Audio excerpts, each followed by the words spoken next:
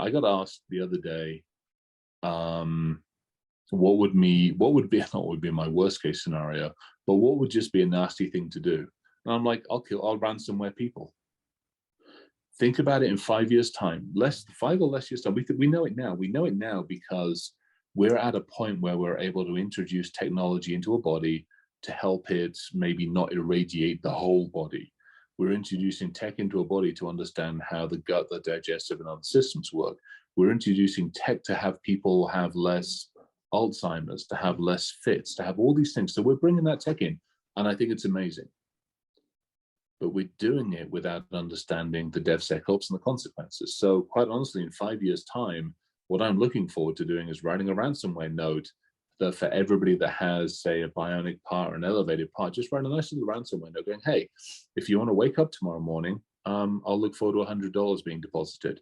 Otherwise, make your peace with your deity now and say goodbye to the family.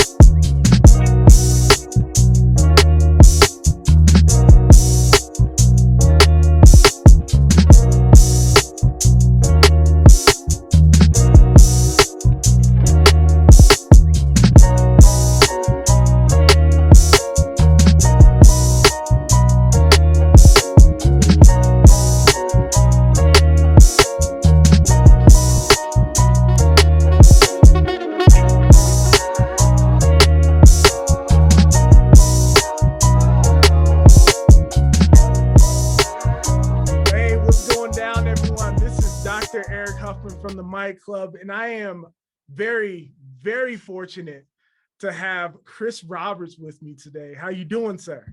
Good, thank you, sir. Thanks a ton for having me on. Much appreciated.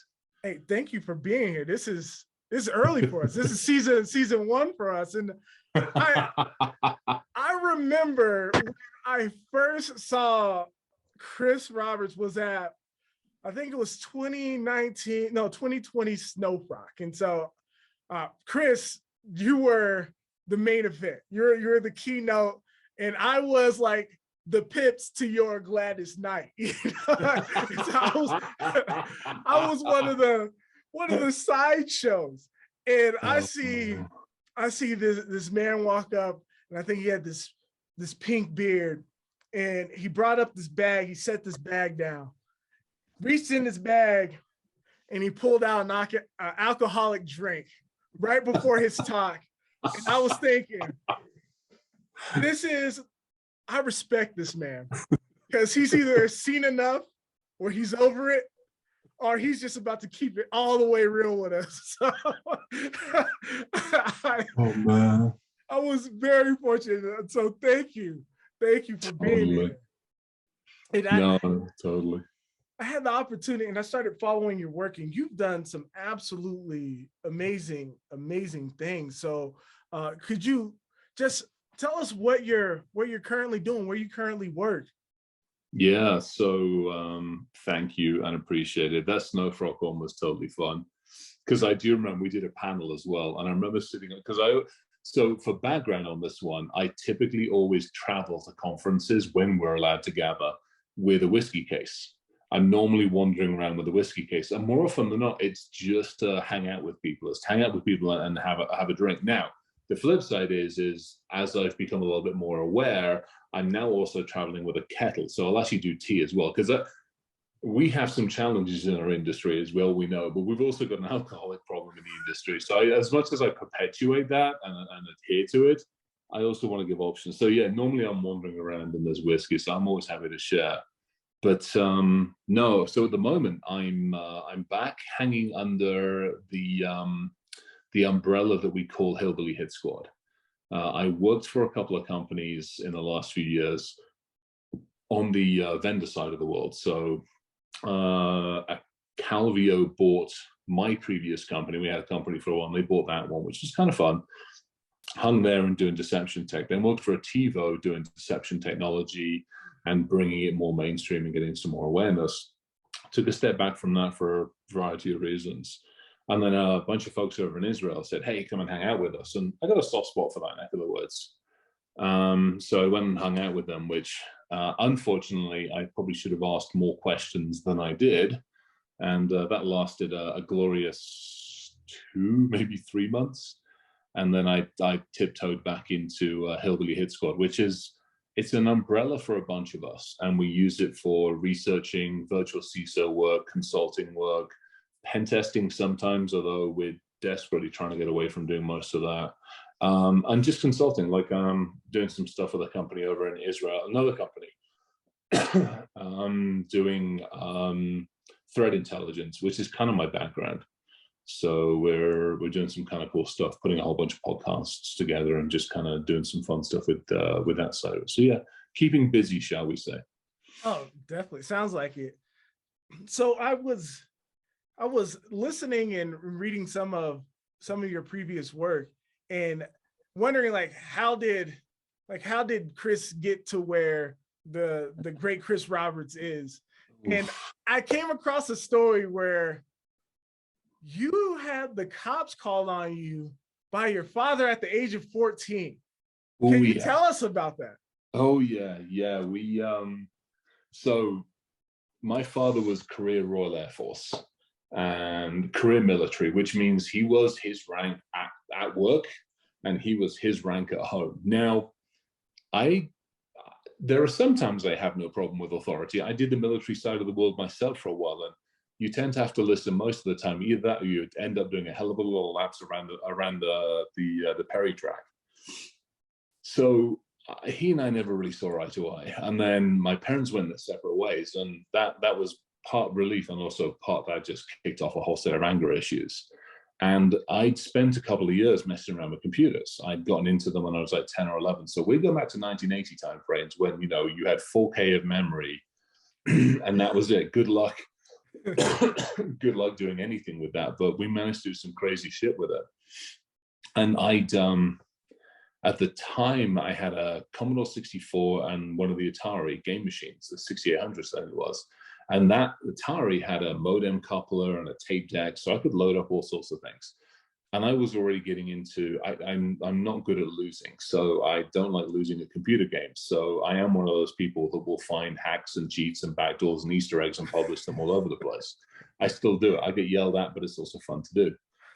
Back then, I'd ended up rewriting stuff and a whole bunch of other things. So when my parents went their separate ways, I at the time was pretty revengeful, shall we say, and ended up figuring out where he had his bank account, a little bit of social engineering, a little bit of human work, and a lot of geek stuff. And I ended up war dialing the entire area looking for modems, and I eventually found the modem to the bank because they had one of the mini mainframes in. That was an ICL system at the time. I remember getting into this and I figured out where his account was, and I literally picked up the money in his account and moved it to an account. Being a master criminal, moved it to an account in my name. Needless to say, father goes to the bank, takes money out, no money there. Bank goes, huh, Mr. Roberts, you made a withdrawal on a transaction. Mr. Roberts went, no, I didn't. So yeah, please stand up at the doorstep. My mother answered the door and she just looked at me. She's like, Christopher, this is for you. Oh man. Yeah. So I got yelled at, but the challenge, and I suppose the upside back then, is they didn't know what the heck to do with me, because I mean this was 84, 85.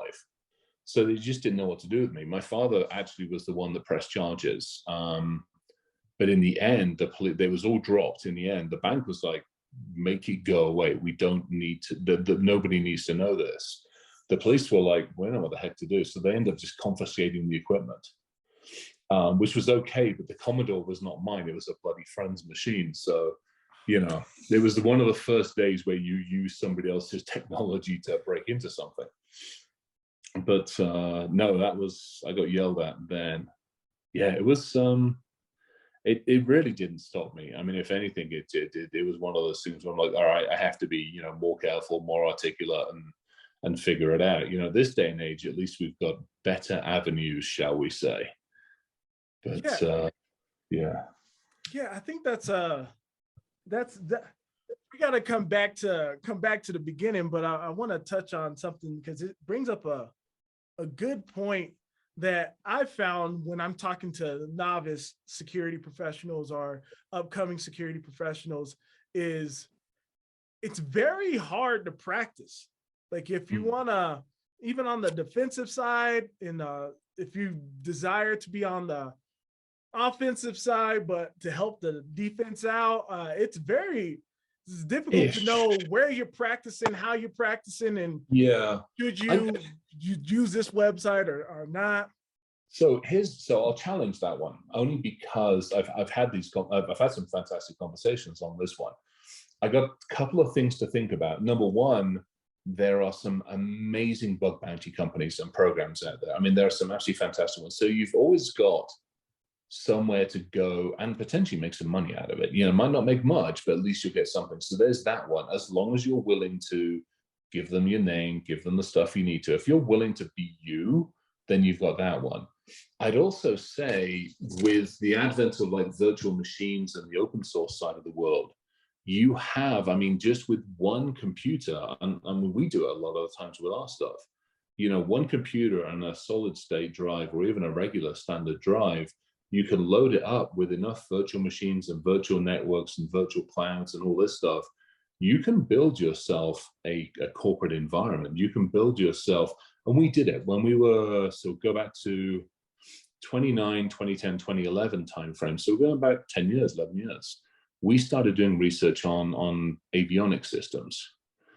We found out very quickly you can't exactly call the major manufacturers and go, hey, can I borrow an airplane? I just want to break into it. They tend to frown on that. They still do, unfortunately.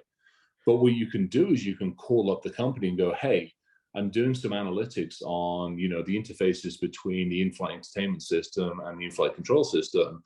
Can you A, give me pin out and pin outs, and B, do you have a testing harness I can use? And they'll be like, absolutely, kadunk. And you get your virtual environment. So there are a lot of resources for building virtual environments, for building technology, and for building labs. I mean, if you're starting off as a kid, you've got amazing resources from like Hack for Kids. There's the DEF CON hacking group for kids. There's Code Like a Girl. There's all sorts of absolutely fantastic resources out there. If you're coming at it from the more adult side of the world, you still have those resources open to you. You also still have a ton of stuff out there from like the various ones like the Sansorgs and a bunch of other stuff. I sent some stuff off to a friend over in the Middle East the other day. He's like, how do I get into it? And I'm like, Kadoosh, here's a ton of resources, you know, read through this, look through this, then let's talk. So I think if you're motivated, and, you know, we always talk from a position of privilege. If I want a computer, I can either go buy one of the stupid things or I've got one downstairs. If you don't have your own computer, then it's like a different conversation. Can I use an Arduino? Can I spend, do I have the $35 or $40 to spend on an Arduino? If I do, what do I need with that? Well, I need a monitor. Well, you can go down to freaking Arc and buy one for $10, or you can borrow one, or you can talk to a friend, or there are other potential resources. So you can cobble together enough of a system for a reasonable amount, or you go down to, you don't have to have the most powerful computer. I mean, shit, we ran virtual machines on 486s for crying out loud. And those you can pick up, again, the Arc or the Goodwill for $20. Yeah, it's very true. Yeah, so you can do that, and you can run, you know, run a Linux kernel on it and run a virtual machine on it, and you can learn the basics of Linux, the basics of Perl and Python program, the basics of scanning. Shit, you can run Kali. You can run Kali on a mini Arduino. So you download Kali for free, and if you can't download it because you don't have good internet at home, borrow a friend, go to the library, go to some of the open resources. You get Kali for free, and an Arduino for $30. Get 3 of your friends cobbled together. You got an Arduino, and you got your own training environment. So I would say there are, but this is coming from a position of knowledge. Getting that knowledge to people to go, here are your resources to use. I think that's where the biggest challenge is. I wholeheartedly agree with that. That you just got to know where to look for, and I encourage everyone to ask questions. Like if you don't know how to practice this, ask someone, how can I practice this? And don't make a company angry at you because you're trying to use them for target practice just because you didn't know what else to do. So actually, that brings up another really good point. And I'm sorry, we're bouncing. That's why I love this squirrel moments. Ryan Cloutier and Evan Frankel have a really good way of looking at this as well. You're right. The last thing on this planet you want to do is scan a company, find a good vulnerability, knock on the door, and go, "Hello, I found holes in your network," because your ass is going to jail. End of conversation. You don't get away with shit these days. Your ass is going to jail. And I hate to say it, and we know this, and I'm going to call it out. If your ass ain't bright white, your ass is definitely going to jail. I mean, seriously. Hey, y'all do it. No, get your ass in the jail right now. Yeah, shit ain't happening. So what you do, if you have a youth center, if you do decide you want to do any mainstream religion, and you got churches, if you've got for any friends and family that have got companies, go volunteer. Go to the old people's home. Go talk to them and go, "Hey, can I volunteer some time? I would love to help. I'm trying to learn computer security. I'm trying to learn this. I want to help." And by helping, it means, can I help scan? Can I do a little bit of research? Can I run wireless on the network? Can I test? And then can I help you learn how to improve? That voluntary time pays dividends, because when you run into the corporate world, and the corporate world goes, "Well, we need 3 years of experience before we put you in a junior position, little Fred or Frida," you can go, "Well, actually, I don't have 3 years because I'm a junior frickin' position. But what I do have is I volunteered here, and I did this, and I did this research project, and I did this, and I did Hackbox, and I did Rogue One, and I did Bugcrowd, and I volunteered over here." And they're like, done. Excellent. Yeah, you are right. You're right about that. And this is pie in the sky, big dreams, probably never going to happen. Yeah, don't say never. Don't say never. Yeah, you're right. You're right. I hope it would one day. But there's the United States and a lot of other countries, but I know particularly here in the US, is built on small businesses. Okay. Mm-hmm. About 99% of businesses in the United States are small businesses, are designated as small businesses. To be able to volunteer and to help those organizations that can't afford the salary of a full-time SOC, can't afford for a security analyst or security engineer for the ongoing median rate or even the lower end rate, to be able to help these organizations, I feel should be upon us and a privilege for us to do. Because if you shop at a small business, which assume that we all do, we need to play our part to help, much like not to the extreme, but much like a doctor helps anybody that comes in with an ailment. I wish we had that same kind of code, that we would help a small business out with an ailment, because our entire economy hinges on it. And a lot of our PII, a lot of our credit card information, bank account information, whatever, are in those organizations as well. Totally. And here's the statistic. This is where it gets really interesting. There are, to your point, there are between about 30 and 31 million small businesses in the United States. There are small to medium businesses. There are 30,000 which are designated like enterprise level or whatever, but there are 30 million. Now, this country is 330-ish million. So for every one of us that wants to get in, every 10th person you look at, the chances are they run their own small business. So if you tell me you can't find a small business, it means you don't talk to 10 people in a day or a week or a month. Now, some of us do live in our basements occasionally, but we still talk to people. So I challenge, and I challenge anybody to have, now, if you don't want to approach, again, we'll use the obvious one. You know, again, I'm going to do it. The bright white guy walks up and goes, "Hello, I'd love to help you." The chances are they're like, "Well, absolutely, we're willing to listen." Now, if it isn't me that's walking up, they might react differently. Well, hell, even me with a beard, they'd be like, "You're scary, get the hell out of here." So use friends.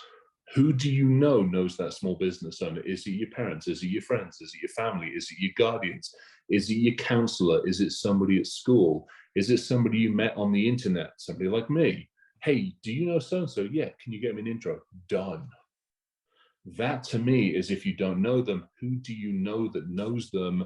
And then you can go, hey, Ginger over there, she's learning. Would you mind if she runs a scan? Would you mind? And can she produce a report for you? And you can help grade her. Both parties win. Oh, definitely, wholeheartedly. So going back to your early days when you were practicing, when you were the one that needed to get your foot in and start practicing, what did you do? What's some of the things you overcame? Because I know exactly. I know where this is going. I did not follow that advice. Oh, hell no. Oh, if I'd have followed the advice, I wouldn't have been yelled at as much as I was. So I broke into everywhere. Okay, so one of the work, you'll appreciate this one. In fact, anybody listening will appreciate this one. When you start your first job, you kind of assume you're the junior person on the totem pole, and you're probably not paid as much as anybody around you. So I started in a company, and that was the case. And I ended up teaching and training them because it was natural to me, the computing stuff. So I ended up training them. Well, I didn't get a pay raise or any of this kind of stuff. So I broke into the database, the payroll database and the HR database, which was actually in a different country. And I walked into my boss's office as proud as punch. I mean, I was like 17, just before I went into the military, 16, 17 years old, walked into my boss's office and said, hey, can we have a conversation? Oh, yes, Chris. Hey, I'm training everybody that's working for me, blah, blah, blah, blah, blah. And I'm not being paid as much. He's like, well, how do you know? I'm like, and I just handed him the database printout. Not the smartest thing to do. Don't do that. Just don't do that. It doesn't work out well. Police get involved. Everybody gets upset again. Next one not to do is don't prove the company wrong, and don't do it in a very public way. This was after I came out of the military and went back into this world. We found a bunch of vulnerabilities. Now, back then, we weren't good at explaining it. And we're getting better nowadays, this communication conversation. But back then, we probably, and I don't remember exactly how it went, but we probably went in and went, blah, blah, blah, blah, blah, blah, techie, blah, blah, blah, blah, blah, geeky, blah, blah, blah, blah, blah, blah, bullshit. And the leadership was like, blah, blah, blah, swing, and had no clue. Well, they didn't act upon it. So we were like, oh, we'll show them a thing or two. So we broke in one evening. We moved 23.5 million, I think it was, out of their account and moved it across to a company in Germany. We set up a new account, opened it up, the whole lot, to prove a point. We walk in as proud as anything, the whole lot, like that following Tuesday, because it was a bank holiday Monday. We walk in on Tuesday, we're met by MI6, Scotland Yard, and Interpol. We are not met with red carpet and laurels and amazing. No, hell no. No, we are met with, here is a nice set of handcuffs. Would you like to put them on while we have a conversation with you and explain to you how many laws you broke? Oh my, yeah. Yeah. Hang on. I'm actually going to pick this up and I'm going to move back down to the lab space. Hang on 2 seconds. I will do this. Yeah, we're recording this. No, a couple of hours. Okay. We have the upside of working from home is absolutely amazing stuff. The downside from working from home is you're working from home and life has to carry on. It's like one of those things that we do in our industry that we're not good at doing. Now we're walking, we can hang out in the lab. We get to hang out with the whiskey. We're going to do that. Sod it. Hey, I'm here for it. You here for the whiskey? All right, we're going to have the whiskey as the background. I'll put it up. That's some of the whiskey. Actually, you can't really see it. If I do that, you can see more of it. There you go. There's some, and there's more over there, and it just goes around the corner of the whole lot. It's kind of fun. Yeah, so I didn't follow the advice. Because a part of it is because we didn't have the structure. So if you look at it these days, there's a crazy amount of resources that just didn't exist. You know, the fun thing is back then we were making shit up as we were going along, and we literally were. Whereas now there's more structure. There are, if I want to go ask something, I can ask the internet, and if I can't find it, I'm fortunate that there's enough people I know in the industry that I can ask. Whereas back then it was, you got to figure it out. If you want to do something, you have to figure it out. So, nowadays, I probably would try to follow my own advice. A perfect example. Here's a perfect example. So, I am known for breaking into things in space. Very well known for it. We got the Mars rover to play. Freddie Mercury plays God Save the Queen. We did that while we were drunk. Drinking and hacking, don't do it. Just don't do it. Don't drink and hack. We know you're not, sure as hell as shit, don't drink and drive, but sure as hell don't drink and hack. It never ends well. We got yelled at for that one. Got yelled at for the space station. It's cold in space. We turn the temperature up. There's nice things to do. We got yelled at for that one. But what's been really cool is like the Pentagon and the European Space Agency over the years have realized that we're not doing it out of malice. We're not doing it for nefarious reasons. We're not doing it to be anything more than probably just a pain in the ass. So like the Pentagon's had a program, Hack the Pentagon, for a couple of years. Yeah. I mean, oh, hell yes. You want an army. Army's had it. You want to hack the army, they'd run competitions. Well, the space folks have done it as well now. At DEF CON last year, there was the Hack the Satellite, where they've just redone it. ESA, I think it was European Space Agency, is actually putting, one of the agencies is putting one of their satellites, they've got it up in space, and they're leaving it open for a period of time within reasons, within boundaries, and you get to see if you could break into it and run code on and do stuff. And that's fantastic because it's collaborative. And if you're like, well, I've got no targets, go break into a satellite. Go figure out how to do it. Go figure out, okay, well, it's a satellite. Well, what kind is it? You can do your research. And now you're learning a new skill. Now you're learning open source intelligence. Now you're learning how to research. You ask the questions, to your point, well, what's it made of? I don't know, go find the plans. Go look at the press release. Go look at the third-party companies like, hey, it's using our tools. Great. Now you can do your research. Now you can look at the tools. Now you can go see where the code is. Now you can go look at the architecture. You don't have to buy anything. You can just look. And then back to the compute thing, you can go, okay, well, maybe I need to download that program and learn it. So there's so much you can do without having to have a ton of stuff, if that makes sense. Yeah, it certainly does. I'm a big fan of open source intelligence. Because there's so much out. We volunteer all of our entire lives out there to open source intelligence, and just for people to find, people to manipulate, people to guess at. That's the name of the game, really, in my opinion. Once you find out the open source, you can learn so much about the person. And before you start any kind of attack, before you initiate any kind of attack, you're pretty much done. You know the answer. You just gotta apply the formula, and boom, magic should happen for you. Well, here's a perfect example of this one. So you and I talked obviously before we started the camera, and you were talking about, I mean, your doctorate and your research, which is freaking amazing. So part of my background is hacking humans, and not from the social engineering standpoint, from actually the bio and the neural side of it. So I've done over the years a bunch of hacking on nano and biotechnologies.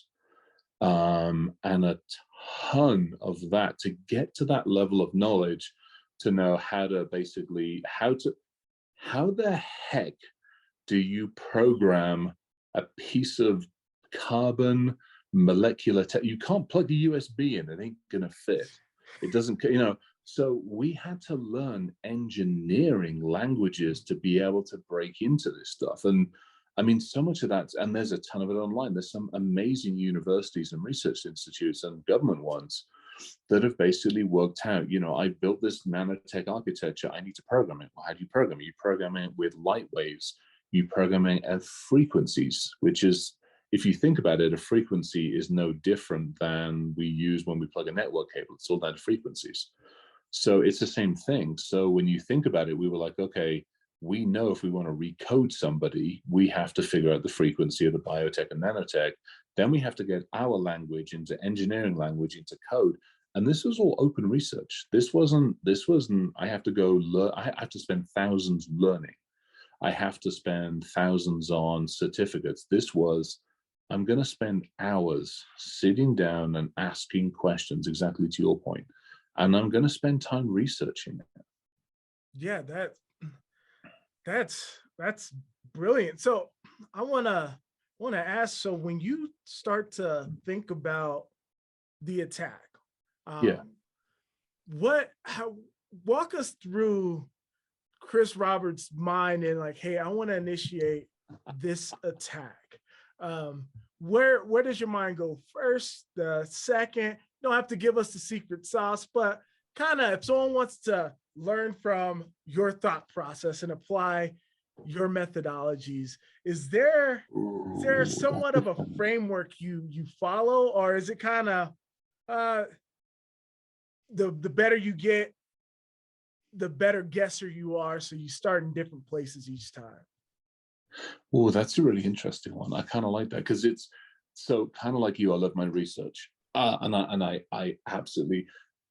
To me, research is a lot of stress relief because I get to play, but I apply similar methodology. So if I'm breaking into a company, then it's slightly different. If I'm going to break into a company, let's say here's a company, big old box. First, exactly to your point, I need to know why. First, I've got to know why, and then when we actually talk to a company, we don't start by breaking in. The first thing we go is like, how could I kill you? How could I take you? And as terrible as it sounds, and I hate to say it, we'll have this conversation in a minute, but it is literally you walk into the company and go, how can I kill you? A company is a legal entity. So how do I kill you? How do I kill you in 24 hours? And if the company can't answer that, then there's an argument to say they don't know themselves. Mhm. Is it I can turn down the power? Is it I can affect the financials? Is it I throw a handful of sand in manufacturing? Is it that I do something to the people? When you figure that out, now you've got some attack vectors. And now back to your point, am I going after the people? Am I going after the technology? Am I going after the secret source? Then you're like, okay, well, where's the secret source stored? If it's let's say it's a code. Let's say they've got the code for Coca-Cola and it's on a USB drive somewhere. Well, where's the code? How's the code? Where's it stored? What's it going on? So you can really you break it down into steps. Now, this isn't just Chris's secret source. A lot of us have collaborated over the years, which is why you now have the Microattack methodology, ATT and CK. I mean, that is a ridiculously amazing resource for formulating how to start an attack and how to end an attack. It's probably one of the best things that MITRE has put out, and it's fantastic for anybody that doesn't know what it is. It's the Microattack methodology, and there's not just the resources about each step, there's different subsets of it, and then behind that there's wiki pages that give you examples of code and attacks and stuff. It's a beautiful place to start. So you can take that methodology, which is fantastic, but the other thing is as well, at the end of the day, so when I do the research, we're doing 2 sets of research at the moment. We're going back to hack tractors because at a greater level, and this is where it gets interesting, back to the human psychology, I would like to affect change. I don't just want to break into the company. I want the company or the organization or humans to change. And that's where it's like, how do you affect change? Well, you affect change in different ways with different humans. I am not very nice when it comes to that. To me, if I'm going to affect change, it is literally I'm going to pile up the bodies until you pay attention. It's a terrible way to think about it. But as humans, unfortunately, the only time we tend to change, or the only time change happens, is when, unfortunately, people die.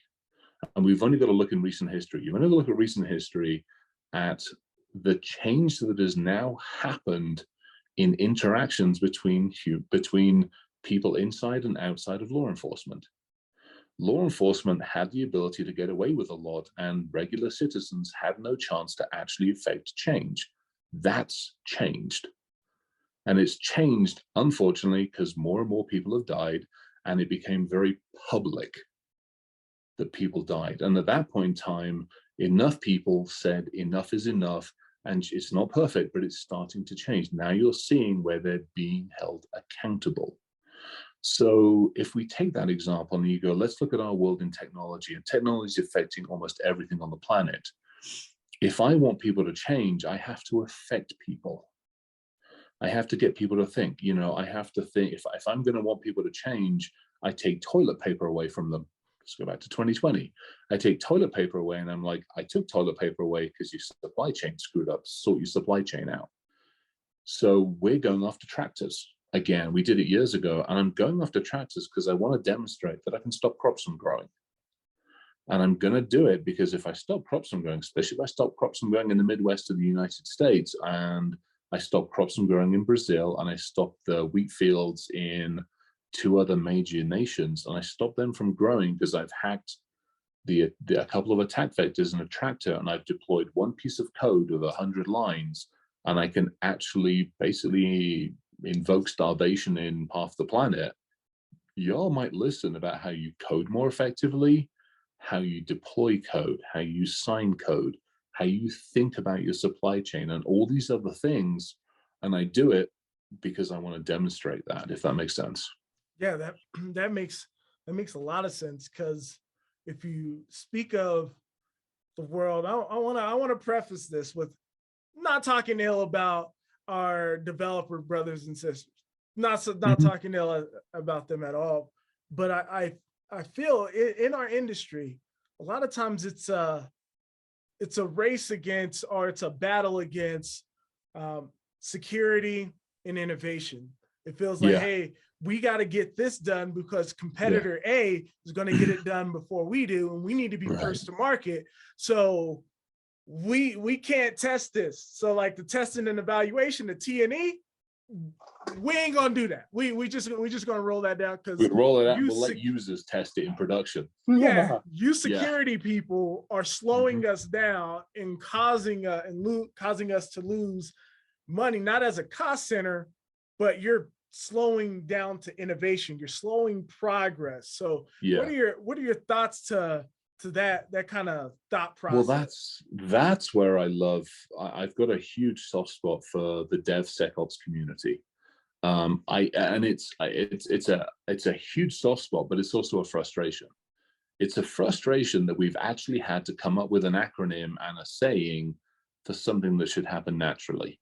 Collaboration should happen naturally. If you're sitting inside the same company and you're getting the paycheck, it doesn't matter if you're development, operations, security, a DBA, a network person, a business person, lawyer, HR, or legal, y'all should be working in the same damn direction. Now that's utopia. Unfortunately, it doesn't happen. And exactly to your point, because it doesn't happen, we end up suffering. We blame developers for crappy code. Developers blame us for stifling innovation. The person that's just handed that company 50 million and goes, I want my 3x, 4x return on investment, if I could get it right, is going just roll it out. And because we in security haven't taken the time to help the developers educate, and we haven't sat with them, answered their questions, taken the time, worked with them, and we haven't changed our attitude, and to be honest, they haven't changed theirs, we end up at this logjam. So it is gonna take all of us. It is gonna take development, operations, security, and honestly, it's also going to take the user population going, hey, we're done with this. Because at the moment, for the most part, when we get it wrong, stuff just doesn't work. But we're entering a much more interactive era with the human. And we're getting more and more to the point where if we get it wrong, we kill people. Yeah. And I'm not being overly dramatic. Think about it: insulin pumps, heart rate monitors, systems that look after. We have digital pills that people take. We have cars, autonomous cars. We have all of these things which were introduced. Shit, we're seeing it with 5G right now. FAA knew 2 years ago that 5G was rolling out. They're like, yeah, we'll get around to it. What do we find now? That 5G has the capability to influence avionics surfaces that deal with altitude. Belly flopping airplanes is not a good result. So why didn't the development teams, the network teams, the cellular teams, why didn't they all work together several years ago? and go, hey, we're hitting this spectrum, you're here, we got a problem, folks, we better work this out really now. Either your altimeter systems need to be different, or you need to have a secondary validation, or we didn't do that, we did this, and we suffer the consequences. So we're at that point where we screw it up and we put people at risk. And I think, again, unfortunately, back to the bodies piling up, you know, I hate to say it, unfortunately, we probably won't pay attention until more bodies pile up, which sucks. Yeah. Yeah. Your thoughts on autonomous vehicles is brings up the thought I had in my mind in a previous conversation is hopefully it doesn't happen. It probably will. Yeah. When is the ransomware in a moving vehicle? When is that attack going to happen? Oh, I'll give you worse. I'll give you worse than that. I'll give you worse than that. So one of the scenarios I got asked the other day, what would be my worst case scenario, but what would just be a nasty thing to do? And I'm like, I'll ransomware people. Think about it in 5 years' time, 5 or less years' time. We know it now. We know it now because we're at a point where we're able to introduce technology into a body to help it maybe not irradiate the whole body. We're introducing tech into a body to understand how the gut, the digestive, and other systems work. We're introducing tech to have people have less Alzheimer's, to have less fits, to have all these things. So we're bringing that tech in, and I think it's amazing. But we're doing it without understanding the DevSecOps and the consequences. So quite honestly, in 5 years' time, what I'm looking forward to doing is writing a ransomware node that for everybody that has, say, a bionic part or an elevated part, just write a nice little ransomware node going, hey, if you want to wake up tomorrow morning, I'll look forward to $100 being deposited. Otherwise, make your peace with your deity now and say goodbye to the family. Wow. Yes. In your estimation of that is 5 to 10 years. 5 to 10 years. Yeah. I mean, ransomware in vehicles, we can do that now. Yeah. Yeah. Ransomware. I mean, we can do that now. And so now you ransomware a vehicle. Well, why just a vehicle? Why not just ransomware the entire Los Angeles freeway at 10 o'clock on a Monday morning? Wow. That's a scary future. We're heading right towards. Oh yeah, and we are going up full. Or I'll give you another one. We did this, and I won't say exactly how we did it, but we did it. We had there was a good friend of mine who ran the test, but we were doing some other work as well down in this neck of the woods, and we ran a test on an autonomous vehicle that was on cruise control. And we affected the systems so that we put cones up, and typically an autonomous vehicle comes up to the cones and stops. We digitally fooled the system. Instead of the cones being 60 yards away and it came to a halt, we put the cones 6 inches away. So this thing in the middle of and we weren't doing on a test track, obviously. This thing in the middle of a test track came to a screeching halt. Like, I mean, the smoky tires, all sorts of shit going on, because it thought that those barriers were 6 inches away from it. We also did the reverse. We removed the barriers. We told the computer that what it was seeing was false. There were no barriers there. Wow. So now, instead of it stopping, the thing is full cruise control and just goes straight on. So we did that on a very controlled environment. You imagine taking that and dropping it into the Los Angeles freeway, the Denver I-25 where I am, the M25 in London. Imagine doing that to 5 or 6 cars or 10 cars on a daily basis. How quickly you could cripple. Hell, we know the problems that are going on at the harbors at the moment. You take that tech and you drop it all around the harbors, or we'll just turn a couple of ships over, which is actually probably easier. And that's the frustration is we know these are possibilities. And again, it's all research. This is nothing more than sitting down going, how does a car see? How does a car know what's going on? What's happening? How does it work? What's the code? What's the programming? Most of that's open. Most of that you can find online. There's open source programs. So we talk about brains. Brains are another perfect one. You don't have to go spend thousands on full skull helmet systems. There are open source libraries out there. There's open source code and tech libraries and cheap gear that you can go and basically attach them to your head and now know what the hell your brain's doing. It's freaking amazing. You need an Arduino, you need a couple of systems, and $100 later, you can start looking at what your brain's doing and can you start to program it? I mean, the stuff is there if you know how to look and if you know where to look. And I think that's probably the key to it, is just knowing where to look, and critically to what you said, asking more questions.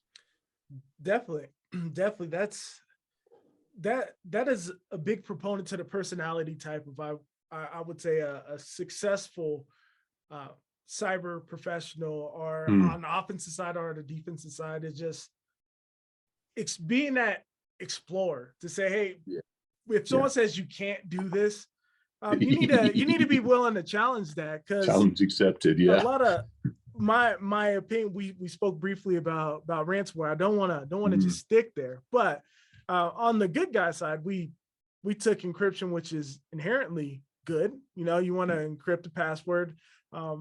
The bad actor, the threat actor, the bad guy, the bad girl, the bad man, bad woman, took encryption and say, hey, I can encrypt all your stuff and you can make it and you can pay for it back. And it's just that mentality of taking technology and trying to make it do something that it won't normally do, whatever that may be. The more we do that and we research and we explore, we can get to it. First, I asked the question. I do a decent amount of public speaking. That's how you and I initially met. I asked the question, that's the stereotypical question: who feels we're winning the war on cybersecurity? And not a single person. I was at a government facility. Not a single person raised their hand. And my thoughts, the thought I put out is, if we're losing now, imagine when we're really losing. Because this losing kind of feels like a standstill winning. It's comfortable. It's comfortable. I still get in my car. I can still drink whiskey. The lights still come on. I can deal with this kind of losing. But yeah, to your point, you ain't seen nothing yet. Definitely. So I wanna speak briefly about your worldview on technology, because there's a lot of thoughts out there that, hey, we're getting hacked and it's got to be a nation state. Like, hey, we're getting hacked. Well, I'm not worried about the man or woman down the street. I'm worried about, the Russian threat actor, the Chinese threat actor, the individuals in Israel, wherever. Like, it's gotta the bad person is outside the US. Being in this industry and having your perspective, is that something that you agree with, or you're a little bit more like, hey, there's these homegrown threat actors as well? Oh, we have our own issues. We have plenty of, good grief, we could fill a book with our own issues. Yeah, the irony of it is, I think it's like so many of the attacks come from within the US. So part of it is because we have all the computers, or not all of them. We have a lot of computers. Yeah. But part of it is, unfortunately, ours are not well patched. So our own systems get used against us. I mean, go figure that one out. I mean, it's not good when you're beaten over the head with your own computer system. It ain't pretty. So there is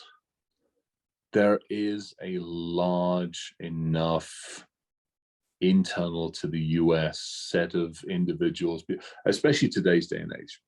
And I think this is where it gets interesting, because this is, when we talk about attacks, we typically talk about, I'm going to steal money from you. I'm going to steal credit cards from you. I'm going to steal your identity. I'm going to steal your healthcare. For me, what I see in the future is attacks on integrity.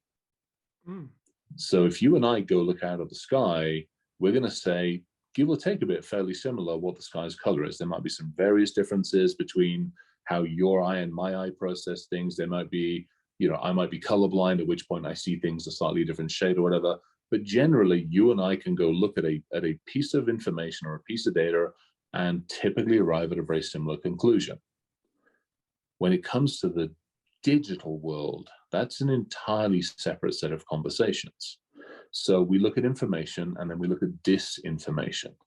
Now, when you start looking at attacks on information and attacks on data, there is a massive homegrown issue that we have with that. I mean, do we know that other people are meddling in election data? Absolutely. Why? Because we ain't exactly clean ourselves. If you look at, I remember doing, because I gave a lecture I gave a couple of lectures. I gave a pretty interesting one up on Government Hill to a bunch of folks about election security. And I'm like, you know what? We are the pot calling the kettle black. I just want to start off with this one. I said, out of 100 and something odd elections that have been monitored, we have interfered in over 60% of them. So because somebody's turning it on us, you might want to think about that for a second. And we are ill-equipped to deal with dissenting data. We're not good. The problem is we've been so used to believing what we see that when somebody gives us a different view or somebody gives us a different analysis, we still believe it. We don't think to question it. So if you think of an attack on data, and that's data, I mean, you talk about a data integrity. Now you start looking at how to poison artificial intelligence systems, how to turn them against themselves, how to turn healthcare against its own patients, how to turn, I mean, you start getting really, so if we look at those types of attacks, I would say there's a ton of that coming from inside the country. If we look at attacks on like critical infrastructure, missile-based systems, all that stuff, that's definitely our foreign friends that are having some fun and games at our expense. But yeah, we might do a little bit of that to them as well.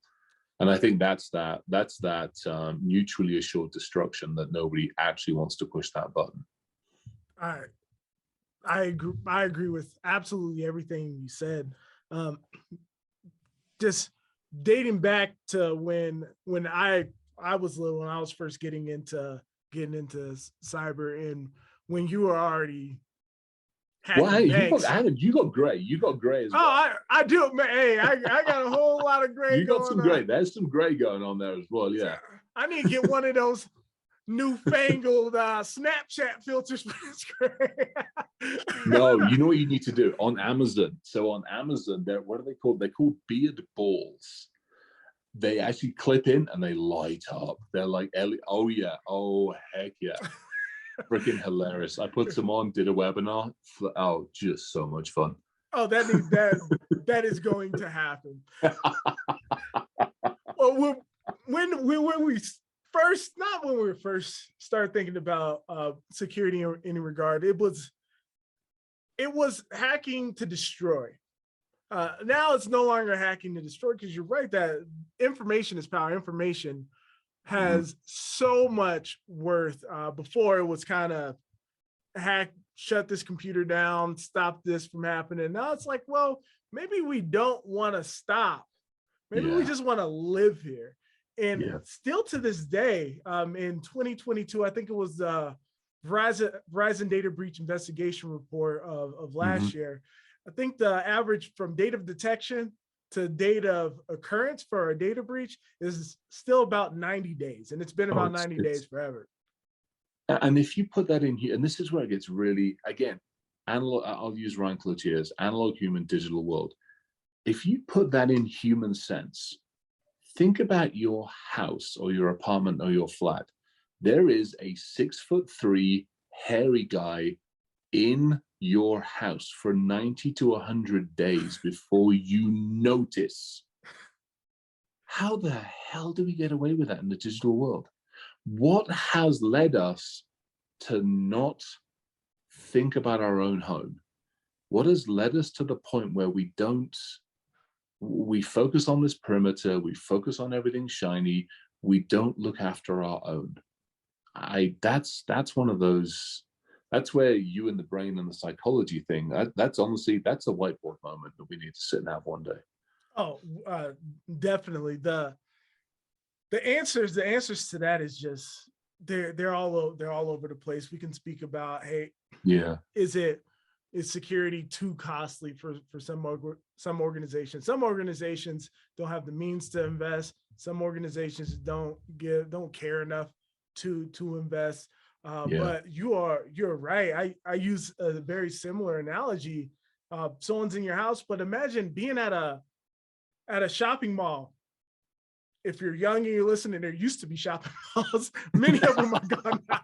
But, imagine being at a shopping mall or a Walmart of any sorts and having 90 days to take what you want. You would have the carpet out of that place. Oh my gosh, that is an amazing days. way of looking at it. Yeah. This is what we're doing. If you start thinking about previous data breaches, many systems, they're not there at all, or they're not even being monitored. It's either they're there or they're not. They're misconfigured. Misconfiguration is still a huge proponent to any kind of attack, any kind of data breach. Is like, how did you get in? Default username and password. Right.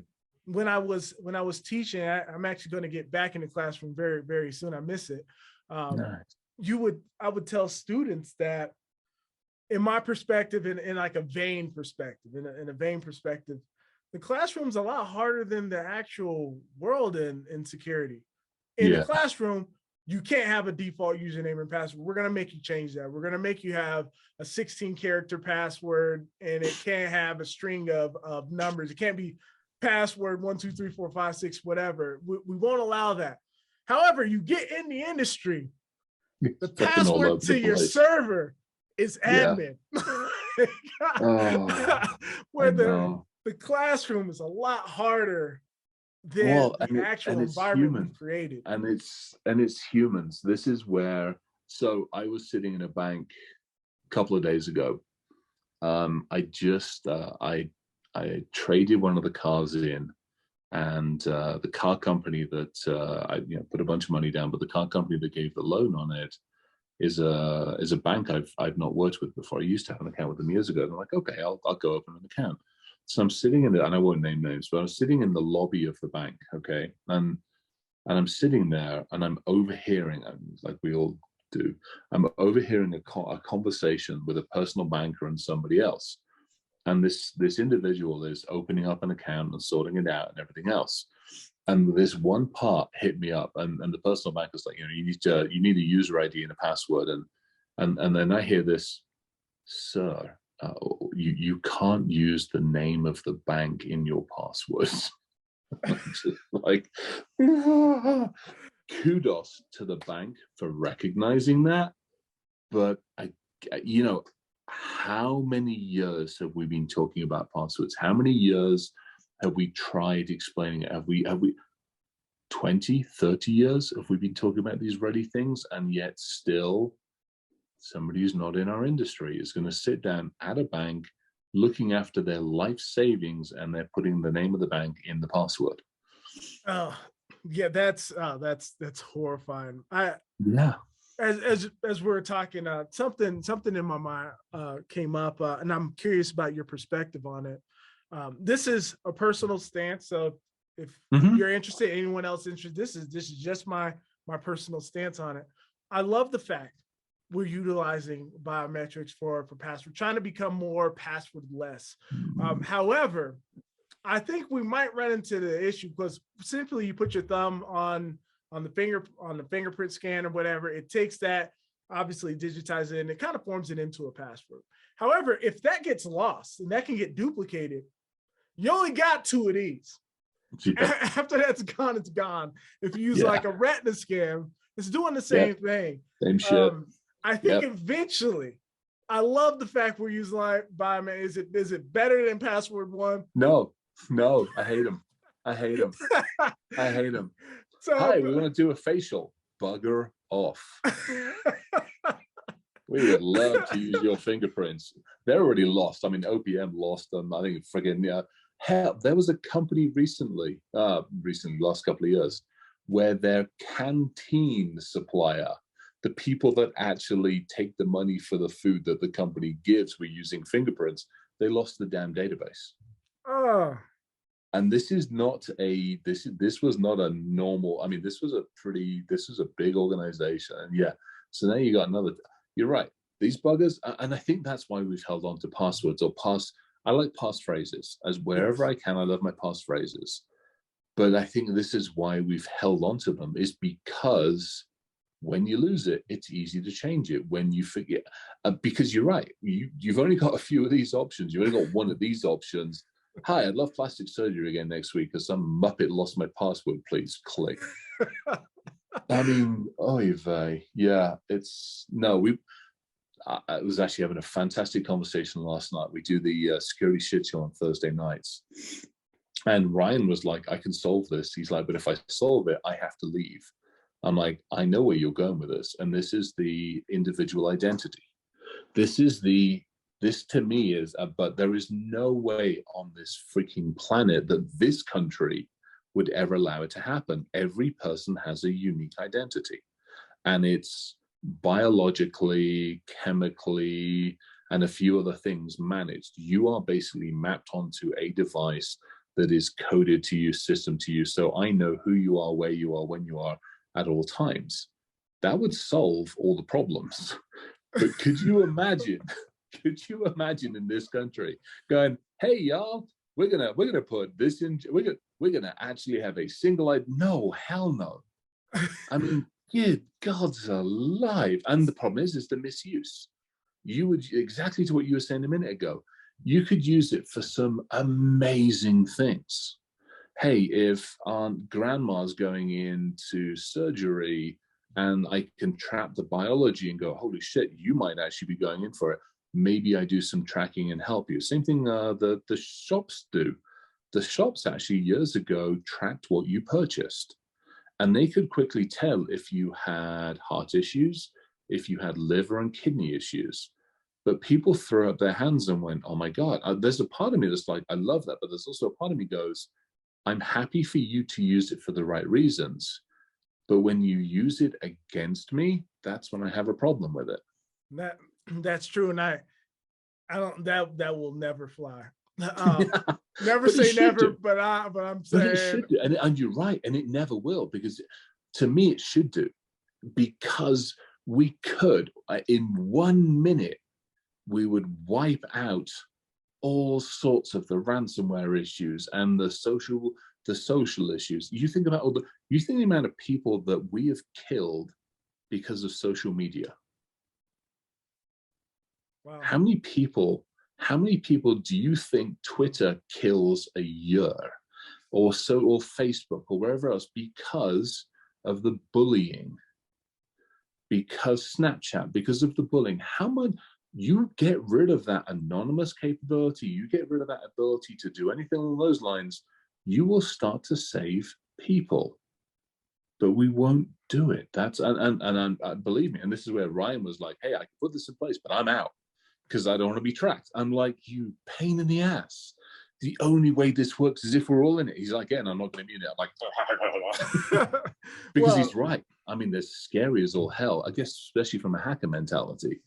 And especially also, it's one of those where if it's used for the right reasons, it'd be fantastic. But every single time we've tried doing that in history, it's never worked out well. Unfortunately, we've managed to kill millions through doing that, and it sucks. That's true. So I imagine at this point, this is the time where Chris Roberts announces his candidacy for the next election. Dictator of the world. I got it covered. Yeah. I mean, so that is, okay. Irony of this whole thing is, I did a voting with the vote. God forbids we should go down this route, but we probably should go down this route. Those voting systems are so full of security holes, it ain't even funny. I mean, talk about wanting, I mean, good grief alive. I mean, they could have been, kids in kindergarten can code better than some of this shit, I swear. So yeah, I mean, honestly, if I did want to put myself up for candidacy, I could probably do, and nobody else would have to vote. I got it covered. One person, one vote. I have the vote. No problem. Just, we got this covered. Yeah. Dictator for life. No issues. That's hilarious, man. Hey, I'd vote. Elvis would vote. Oh, hell yeah. I did it down here. I actually got a phone call, and I got a phone call from a very good friend of mine who's a CISO in Colorado. And he literally called up. He's like, hey, it's Sean. I'm like, what's up? He's like, you asshole. And I just curled up laughing. I mean, that was his opening statement. He's like, "You asshole." And I'm curled up because I knew exactly what it was. Jen had gotten the voting form and, tick the place in the votes. And you get a write-in. If you don't like any, you had the write-in. Well, in the write-in, I put a SQL select statement. Oh, Hell yes. OCR read it in and went, "Well, we'll do action on this one." And I overwrote the entire database. So much fun. Oh my God. Oh, hell yeah. Writing candidacy. Yeah, just, I mean, again, old school shit that still works. It was, he was like, he's like, he explained to me what they had to do and back. And then he saw the thing. He's like, "I fucking know that address line, you asshole." I'm like, "Well, why is your OCR running secret?" He's like, "It was, but now it isn't." I'm like, "Well, lesson learned." that is rich. That is absolutely incredible.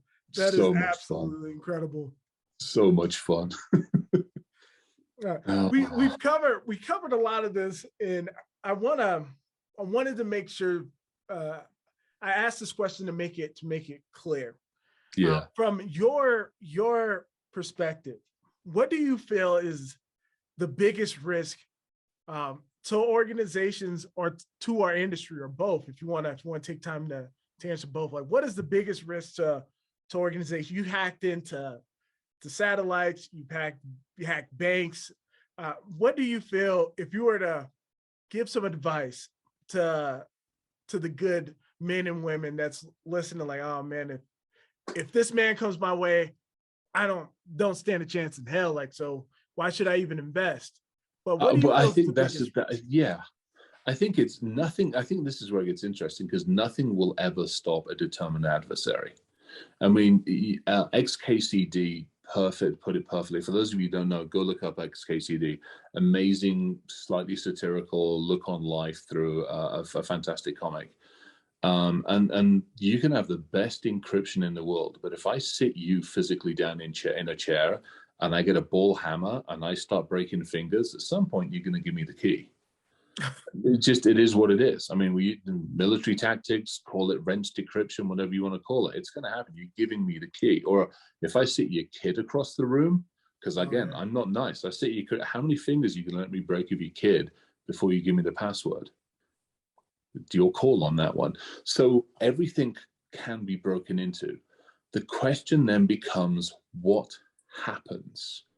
You said it perfectly, which is, it's 90 plus days.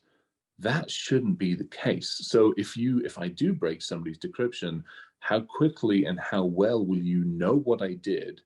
And then what the hell are you going to do about it? Because picking up the phone to the nearest, picking up the yellow pages, and so I did, because you haven't got the internet, we've already turned it off.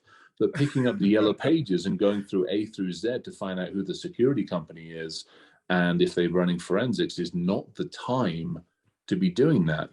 Tabletop exercises, not just with security teams, but with the management, with leadership, with HR, with compliance, with users. Practice.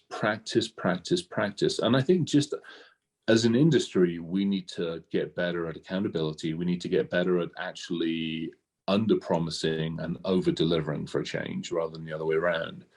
And I think as regular human beings, we need to sit down honestly with companies and go, look, it's going to happen. So why don't we just play around? I'll bring in the coffee, I'll bring in the donuts, I'll bring in the pastries, and let's just talk about it. What happens if I steal that computer from you right now? What happens if I turn that off? What happens if I put a handful of sand in the machinery? Let's talk about those scenarios and let's see how much you care. So I think it's not a technology solution. It's back to the communication, collaboration, cooperation, coordination. It's human. That's one. The other thing, which goes back to part of the reason for hanging out and doing this, for crying out loud, is I don't want groupthink. I don't want an artificial intelligence system to be designed, managed, and running by basically a group of individuals who look exactly like Chris sitting in a room. That's going to fail miserably. I want I don't want it by committee because that'll probably fail as well. Let's be perfectly honest. But I want the pipe fitter. I want the Nebraskan in there. I want the person from Ethiopia in there. I want the person from the Middle East. I want the person from Scotland, if you can ever bloody understand them. And I want them from different diversities and walks of life.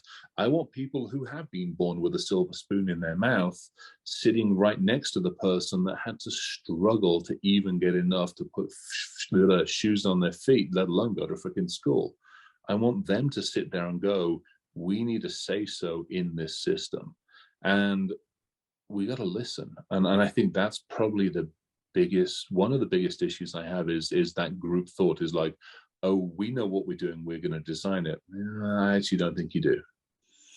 Yeah, that's true. That gets towards the last part of this conversation where we talk about diversity and talk about diversity in thought, diversity in ethnicities, because it's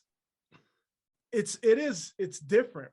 Many times I'm in a room or I'm in a Zoom conference, and it's like, hey, this is one black guy.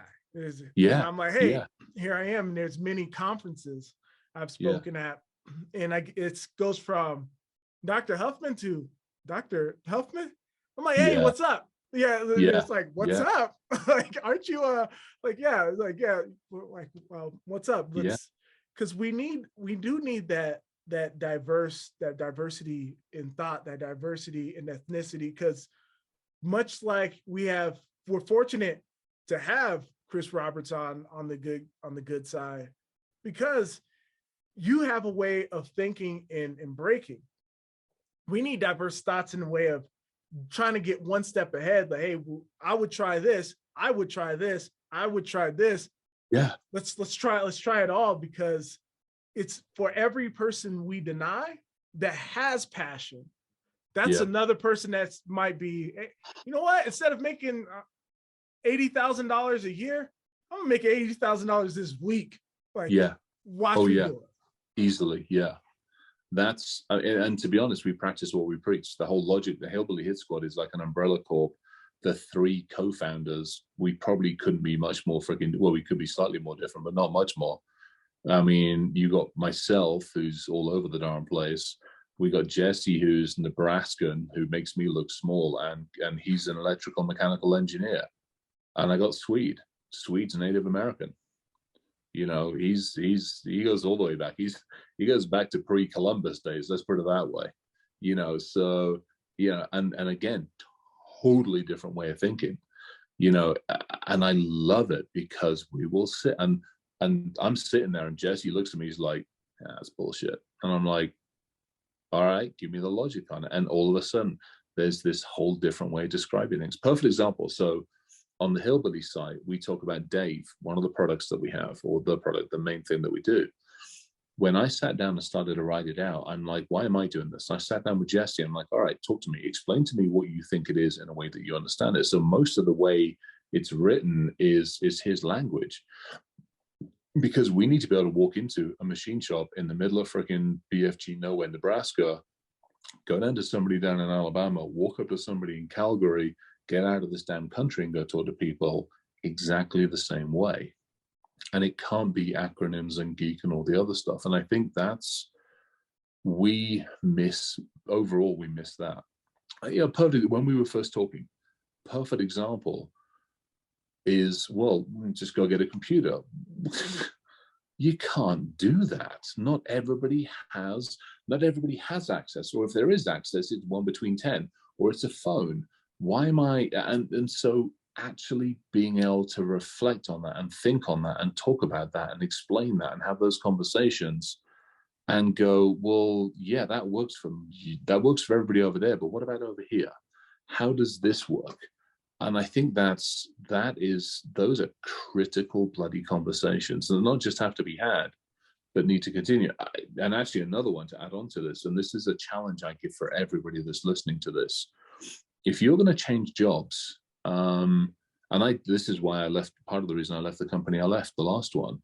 If you're going to change jobs, before you even think of accepting, or before you even thinking, go look at the board of directors, go look at leadership.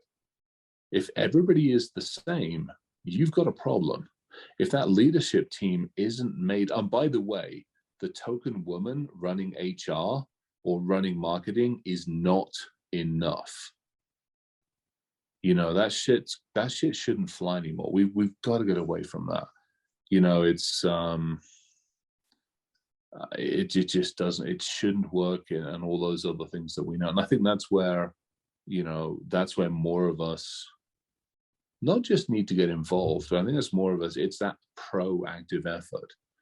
It's you know, we all talk about unconscious biases, we all talk about all that stuff. And I do it when I do a panel. We're doing it, the stuff I'm doing with the Israeli folks. You know, we just did our first CISO one, and that was 2 guys. And so I'm like, okay, that's the only one we're doing. You know, and we've already got a bunch of the guest list already started to work out. And I'm deliberately going out there and going, okay, who doesn't look like me? Who doesn't think like me? Who doesn't work the same way I do? Who's got a different viewpoint? Who's got a totally diverse viewpoint exactly opposite to me? Because you know what? That's going to be a fun as all hell conversation, because we will respectfully disagree. And I think that's the other way of doing it. You've got to find, you will never agree with everybody 100%, but I think it's how you disagree. Oh, exactly. During times of when I had opportunities, I would guess opportunity or misfortune to deal with an incident. Yeah. Many times people are panicking, and everyone's just gonna sit, look at the most senior person and just look for solutions. Like we don't need to do that. We need ideas, and we need different ideas. Because if everyone that I work with, if my entire team thought like me, oh, we get it wrong because I'm wrong every single day. Like I need someone to challenge it, to challenge me, to disagree, you know, respectfully disagree and provide different perspectives, because it's not like the attacker, the adversaries, they all think the same way. We can't have one frame of mind trying to block 100 million different attackers with different attack vectors and different ideas. That kind of mentality is rough in looking for diverse people and diverse. You're right. I love your thoughts on like the electrical engineers and bringing in different backgrounds. We need that as well. Those different styles of thinking would be great, because we have a maybe you haven't. It's not all bad, but we kick out from education, like different styles of thinking, but it's along the same track. Give me someone that's going to look at this and say, hey, if you throw a poop emoji in as a character, see what happens. All right, nothing will happen. Then root access or something as okay, so that's a perfect example. You know, I mean, remember the early days of just doing like cross-site scripting on the command line? Yes. And it wouldn't, if you basically typed it in, it wouldn't work. But if you took the regular characters and put them in ASCII or put them in text or something like that, all of a sudden the damn thing worked, because the program didn't think to look at it that way, because we didn't have people go, well, what happens if I put Cyrillic in? Or what happens if I put this in? Or what happens if I do these characters? Exactly to your point. We don't, because again, groupthink, unfortunately, is a little scary, and especially in our world where realistically we pretty much so have the keys to the kingdom. You know, we have the ability to affect absolutely everything on this planet, whether we like it or not. And at the moment, I don't think that we don't act like responsible adults. That's the big issue. We don't think about, you said it yourself, the consequences. I'm fortunate, I actually break my day up. So my day starts at 10 o'clock in the morning and I work till 6 at night. At 6 at night, I take a break. I won't go anywhere near stuff, tech. 6 at night till about 9:30, 10 at night, I take a break. 10 o'clock at night until typically 2, 3 o'clock in the morning, I work. But I'm working with Israelis, I'm working with folks in Japan, I'm working with crews in Australia, I'm working with folks over in, you know, Israel and Korea and various other places, and Europe. And that's partly because I'm very fortunate I get to do that, but it's also a fairly deliberate thing, because I want to sit down with somebody and have a conversation and go, didn't think of it that way. Yeah. That's that we're missing so much of that. That's what it's all about. I Yeah. love just abstract thinking, different styles of thinking, Yeah. different backgrounds, because we do need desperately, we need diversity. And so I hope those that are listening, if you have a passion to be where Chris is at, doesn't matter where you came from. What matters most to me is that passion. Are you going to work at 2-3 in the morning? Are you going to dedicate yourself to this? Because the things that I'll speak for myself, I can most likely speak for you in regards to this as well. Is just some of the things I've learned previously are great historical knowledge, but this industry changes itself. Oh, yeah, totally. And so it's not like, hey, you're looking at Erik and Chris and like, man, they know, we know a decent amount now, but you turn on this 4 years from now, a lot of this is dated. You know?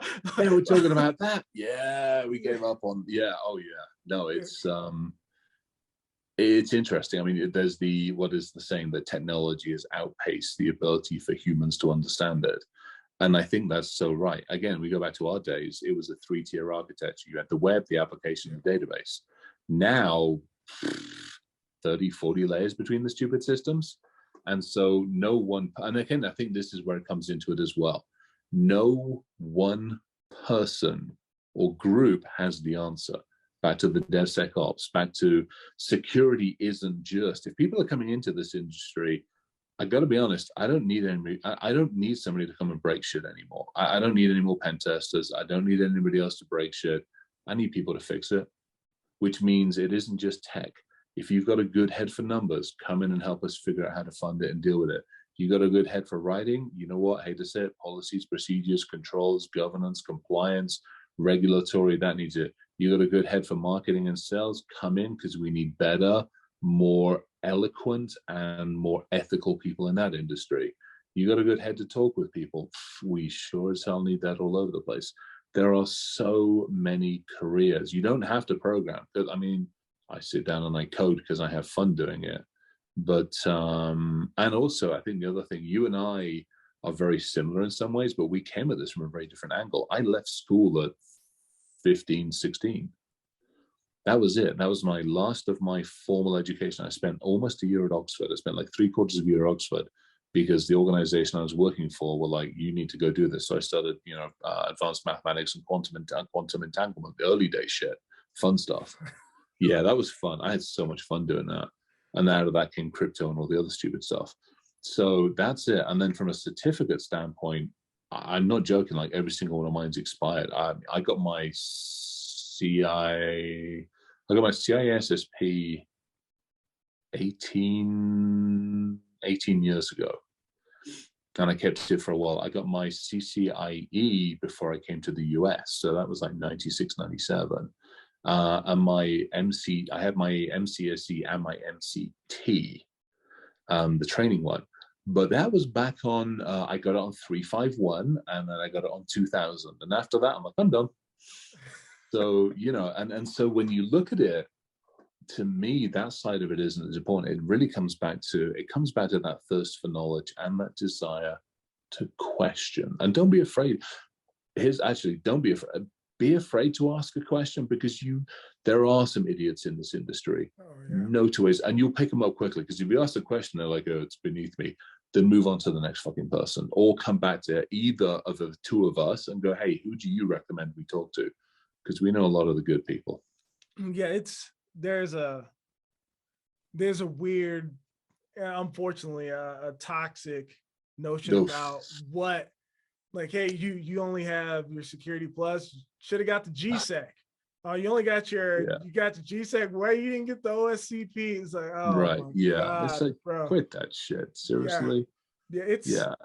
We don't need to gatekeep this industry. There's room for everybody, and we need to get significantly better. We need women in tech because you look at this male dominated industry, us dudes, we gave it our best shot. And here we are. Yeah. We so screwed it up. We're so screwed it up. I'm sorry, Dick. The dick waving has to see, and I think that's the human nature side of it. And I think this is what we have to call it out for what it is as well. Is we've got to do a much better job of putting the Neanderthals away. You know, I hear about it on LinkedIn all the time. You know, and it pisses me off. Because again, my daughter's coming up to that age when she's going to go to medical school and crazy stuff like that, but she's going to hit the industry. I don't need her running into some of the Neanderthals when she's on LinkedIn going, "Hey, you look pretty. You want a date? Fuck off. I'm here for business." You know, would you ask Chris the same question? No, because he will find you and gut you with a spork. Think the same lines. You know, and we gotta quit the Neanderthal, part of it. It's crazy. Yeah, definitely. So I wanna end this with so if you've made it this far, please come on. Like we need diversity in every way we possibly can. The reason why I wanted to start this as the Mic Club, this podcast, is just to invite everyone into Chris and I just having a rap session, just this conversation just went wherever we wanted it to go. This is how two professionals, someone I absolutely look up to, one of the best. This is how we talk. Like if you heard it, you're interested in, cool, join on in. It doesn't. Where you came from is absolutely it's enough. It's enough. There's a lot of militaristic thinking in it. However, we need those that did not serve to provide some different context. There's a whole lot of Sun Tzu. There's a whole lot of Sun Tzu going on right now, and that's a good thing. But we also need the other frame of thinking. Yeah. And so, please invite one to come on. So, Chris, you have anything you want to close with before I wrap this up and stop the recording? I kind of do. I got one last thing to think about, and this is a year or two ago, I gave a couple of lectures on the history, and it wasn't just the history of computing, but I actually went back, and I went back 12,000 years to the very first time we built walls, Jericho. We built walls 12,000 years ago, and guess what? They didn't work. They fell down pretty quickly. But if we go back even further than that, so we go back to 200,000 to 300,000 years ago, we all came out of the same freaking place. All of us, every single bloody one of us that's wandering across this fucking planet came out of the same bloody neck of the woods. We're all heading to the same neck of the woods.